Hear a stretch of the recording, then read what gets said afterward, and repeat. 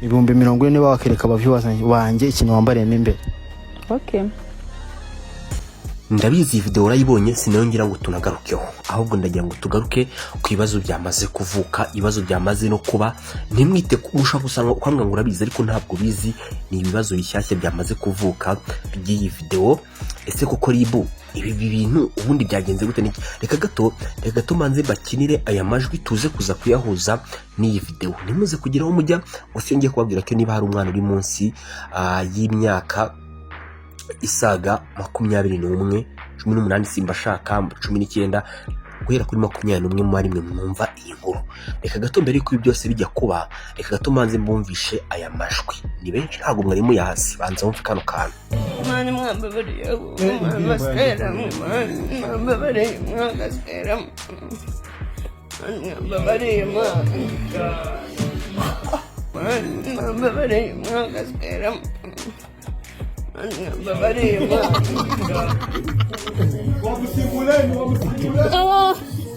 mani dakujaraho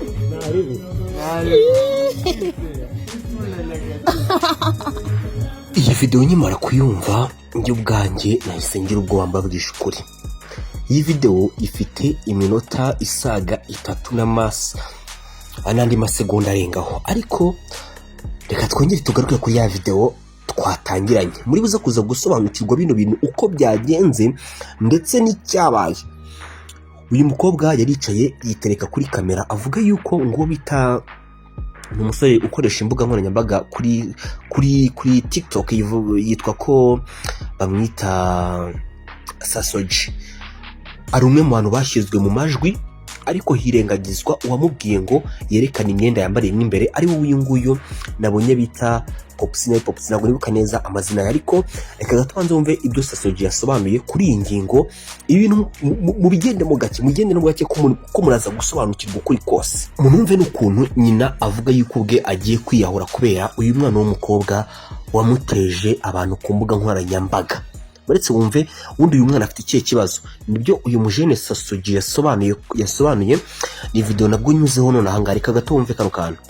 Nukuri Sasoji yaranshutse mu buryo bushoboka bwose, akajya mbwira kugira ngo njye mu mafilimi ya danje ngo nuko turyamana kenshi, akajya yirirwa ncuka ngo ari filimi yiwe ngagiye gukora kandi n'indi ngazanjyanamo ngirenze. Gato tutararenga ahangaha, niba ugiye umukobwa avuza rukuru, Sasoji yakoze icyaha. Kubeshya umuntu ngo uramuha ikintu kugira ngo abe umusitari, iki ni icyaha. Ariko none uyu mukobwa ibi bintu yavuze niba atabifite none ikimenyetso, kuba ngo umuntu mwaravuganye nta kimenyetso, uyu mukobwa nawe afite icyaha cyo kwica izina ry'uyu muhungu ngo ni Sasoji, sibyo? Byo turabyemeranwa. Noneho reka twinjire no mu kibazo indani wumve uburyo ki Sasoji nawe ubwe yabisobanuye mu magambo ye agira gutya. Cyakora indaya ntimugira impuhwe mana yanjye. Wa mukobwa wowe usibye kuba urwaye trauma yo kumenyekana, ibindi bintu byose wabeshyira n'undi muntu uzaza mu buzima bwawe bizaba areba inyuma.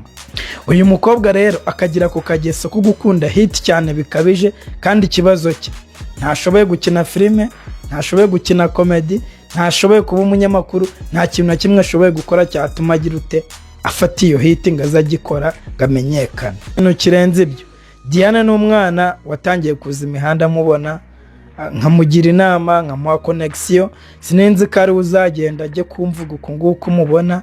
Icyo kintu cyambabaje no kurusha ibindi. Ubundi mu busanzwe inaranze kwinjira muri ikibazo kugira ngo manze menye imizi yacyo ndetse nuko ibintu byose byagenze. Sasoji ubwe yasobanuye yuko uyu mukobwa ashaka hiti kurusha ibindi byose. Bati buriya n'umupuri nta wamenya ashaka yawutanga kugira ngo abone hiti. Hakaba undi mujene utangizwa n'izina D, ufite cyano bita niba ari Diawati. Numwe mu bantu ngo bakundanaga cyane, Sasoji aza kubyivangamo, usibye ko nibingi batari n'ikibazo. Hano ubwo byari binateye ikibazo cyane, ahubwo ibyateye ikibazo n'uburyo ki uyu mukobwa agiye ku mbuga nkoranyambaga akambara ubusa. Reka none mbanze nkumvishe uko nyine umubyara yasobanuye. Ariko mbere yo gato tubanze tunumve ijwi rya nyina ari kumuhamagara kuri telefone, umva uko babanje kuganira, wumve n'ibyo nyina yasobanura mu nyuma. Dia, uraho neza mwana we? Amakuru neza. Ni mama Diane, mama wawe.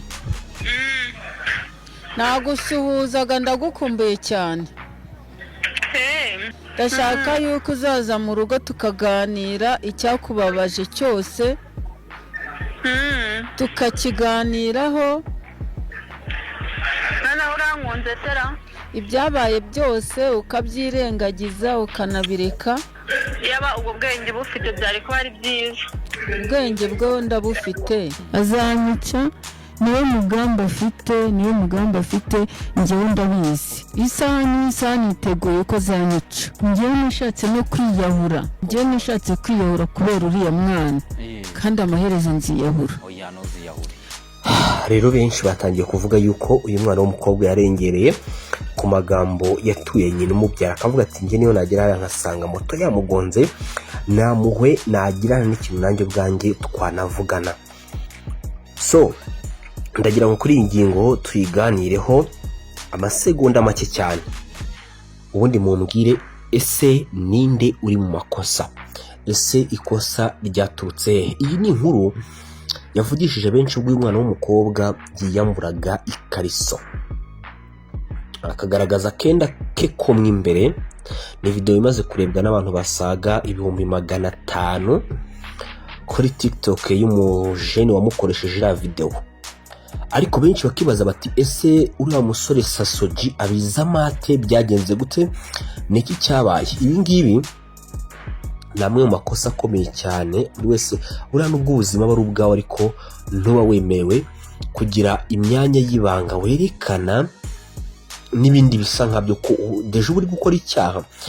Rero na nyine umubyara byageze ngo avuga yuko nyine ashobora kuba yakiyahura, ndetse benshi banavuga yuko nyine aya ari amakosa akomeye cyane. Ese wowe iyi nkuru wayakiriye gute? Ese wayumvishe gute? Niki kiribuze kuza gukurikiraho nyuma y'iyi nkuru? Ni inkuru yateje ibibazo bikomeye cyane, ndetse ku mbuga nkoranyambaga magingo yangaya kiracyari ikibazo cy'uyu mukobwa. Ese ni ugushaka hiti cyangwa ni ukutamenya? Benshi bamaze kumunenga bavuga ko ibyo atakoze rwose ibyo yakoze atari byo, ndetse benshi banatabaza urwego rw'ubugenzacyaha RIB. Bati kuri iyi ngingo turashaka kumenya ukuri kw'ibihari, turashaka kumenya ibijya mbere, turashaka kumenya ese bihagaze gute, ikibazo gihari magingo aya ngaya ni ikihe? Yes, reka ngire ko banyita Mr K, bayita Igitabo TV Rwanda. Ese wowe iyi nkuru ubwawe wayakiriye gute? Wayibonye gute? Ese harakorwa iki? Biragenda gute? Ko benshi mu bana b'abakobwa kubera gushaka kwamamara, gushaka kumenyekana, byakomeje gutera ikibazo gikomeye cyane. So rero njye mba niyitira ku mihanda ndeba uko bihagaze, ntawe nshije icyaha, nta n'uwo nkuyeho amakosa, ahubwo no kugira ngo tuganire na sosiyete y'u Rwanda, ariko RIB irebe ikibazo kiri muri ibi bintu. Reka bwe ni Imana ikomeze bane namwe, ikindi kandi mukomeze mugire ibihe byiza cyane. Njye banyita Mr K, ibihe byiza ibayita Igitabo TV Rwanda. Ciao so mu biganiro byacu by'ubutaha.